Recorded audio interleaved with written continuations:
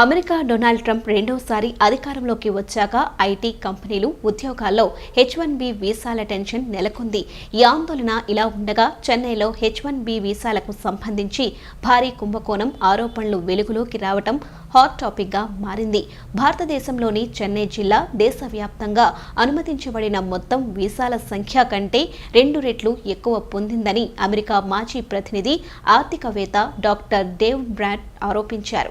దీంతో అది నైపుణ్యం కలిగిన విదేశాల నిపుణుల కోసం అమెరికా కంపెనీలు అందించే అమెరికా H1B వీసా కార్యక్రమం మరోసారి చర్చానీయాంశమైంది. స్టీవ్ బానన్ పోడ్కాస్ట్ లో మాట్లాడుతూ H1B వ్యవస్థను పారిశ్రామిక స్థాయి మోసం జరిగిందని, వీసా కేటాయింపులు చట్టబద్ధమైన పరిమితులను మించిపోయారని డేవ్ బ్రాడ్ పేర్కొన్నారు. 71% H1B వీసాలు భారతదేశం నుండి వస్తున్నాయని, అయితే 12% మాత్రమే ఈ కార్యక్రమంలో రెండవ అతిపెద్ద లబ్ధిదారు చైనా నుండి వస్తున్నాయని గుర్తు చేశారు.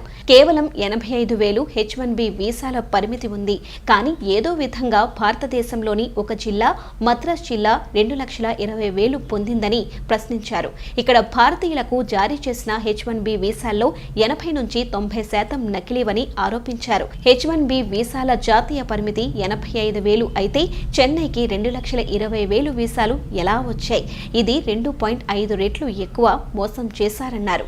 తమిళనాడు, కేరళ, తెలంగాణ, కర్ణాటక వంటి 4 అధిక జనసామర్థ్యం ఉన్న ప్రాంతాల నుండి దరఖాస్తులను ప్రాసెస్ చేస్తోంది. అక్రమంగా ఈ వీసాలు పొందేందుకు వారు తప్పుడు డిగ్రీలు, నకిలీ పత్రాలు సమర్పించారని పేర్కొన్నారు.